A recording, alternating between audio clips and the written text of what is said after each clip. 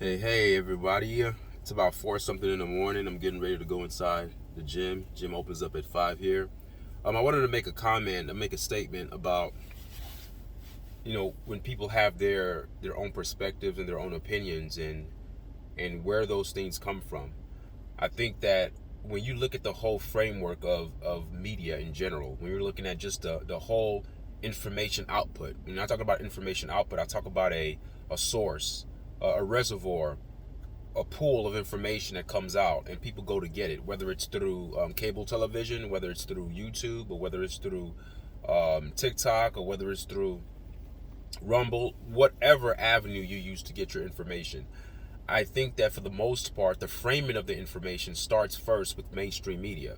Mainstream media puts out a message, and then you have your subcomponents of mainstream media. So you have the main umbrella, then you have the mini umbrellas beneath, then you have smaller umbrellas beneath, and it trickles down. So it's almost like an inverted pyramid concept. If I could give it a graphic, it'd be an inverted pyramid where the top is bigger, which is mainstream, and then everything starts to kind of narrow down.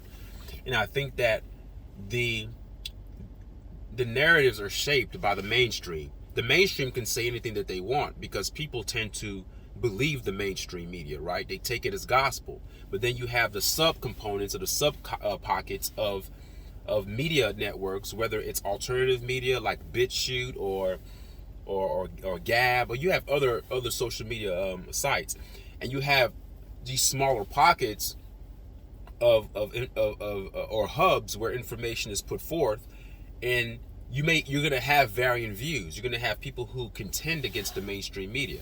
Now what I see happening from that is that you're going to have people who are so connected to the mainstream, they're plugged in. That's their frequency. That's where they get everything from. And if they hear anything that's remotely different in any kind of way, they can't bring themselves to critically think about the alternative view. Hence the term, you get alternative news. They can't bring themselves to that. What they're going to say is that you're a conspiracy theorist, you're a nut job, you're a hater, in the case of even when I talk about Coach Prime, or people telling me that, don't use people's struggles to get to the top. It's not about getting to the top. I think that we owe it to ourselves to be true to ourselves to the best of your ability. And if it seems that a lot of people are resonating with my message about Coach Prime or anything that I talk about, that's not necessarily a good or a bad thing. That's just the way the world operates. Everyone operates and emits certain frequencies, and other people are going to either get on your frequency or get off of it based upon their intellect, based upon their mindset, based upon where they are at that time. Everybody awakens at different levels, and people mature at different levels. And a lot of the times, this is predicated on your experiences as a child or your childhood experiences, the way you view the world. If you view the world in a kind of way that's a black against white thing, then you're gonna have your different views. If you view the world like it's black against white, but you're also looking at certain nuances and certain complexities within that framing, then you're gonna have a certain perspective as well. If you're foreign, you're gonna have different perspectives. Your educational level, you're going to have different perspectives based upon how educated you are in terms of your academics and things of that nature. So and one thing about me, I'm not even trying, I've always challenged myself to take people's perspective seriously. And whether or not it sounds bogus, I'm never going to dismiss anybody. Whether you tell me I'm doing this for clicks, or whether you tell me I'm gaining subscribers because I'm putting down people, I don't think I'm putting down anybody. I never want to put down anybody, because I think that that's not a good thing. When you say put down, it has a negative connotation to it. I think that we owe it to ourselves to critique each other. And even when people critique me, that's what you're supposed to do. If you think that I'm being too negative, or you think that I am getting clicks off of someone's struggles, that someone would be Coach Prime. And I don't even think he's actually struggling. I just think that, in my opinion, people are questioning his tactics, and some people are starting to raise eyebrows to the way he does things. But that's a good thing, because that should make him look in the mirror and improve on certain aspects if he sees it.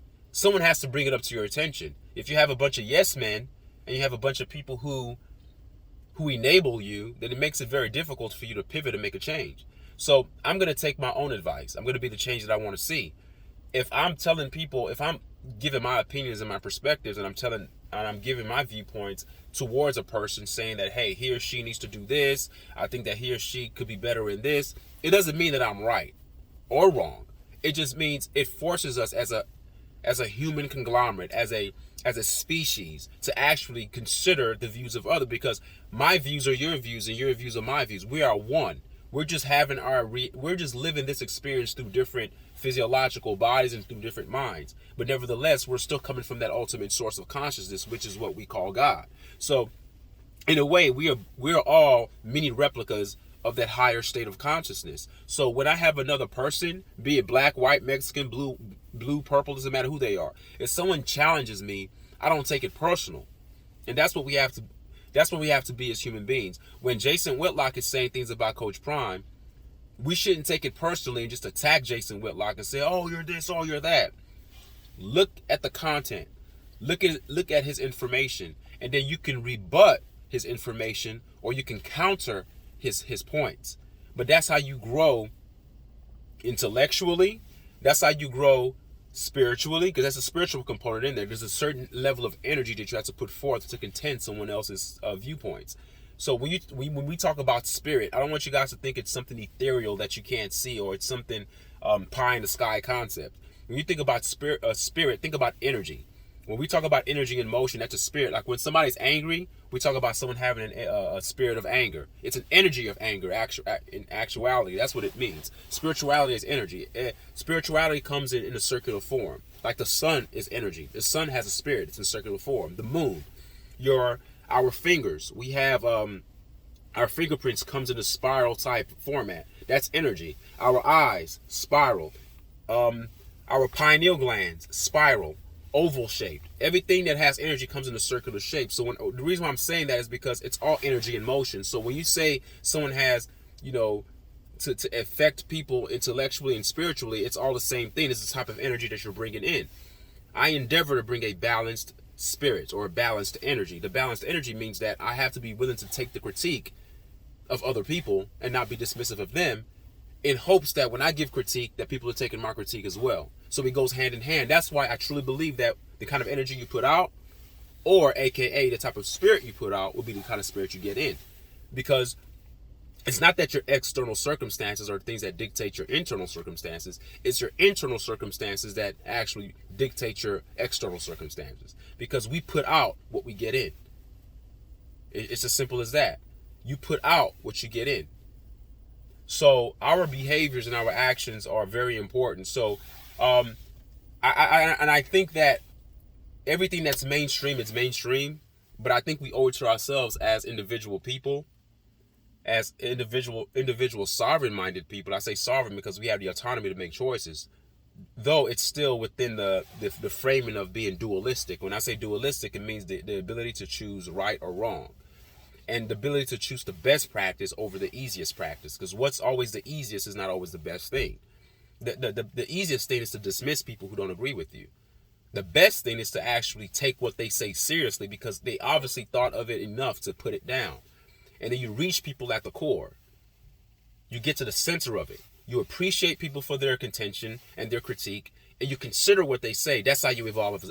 That's how you evolve as a human being. It's not running to the corner to run into the people who say, yes, you're doing the right thing. Don't listen to your haters.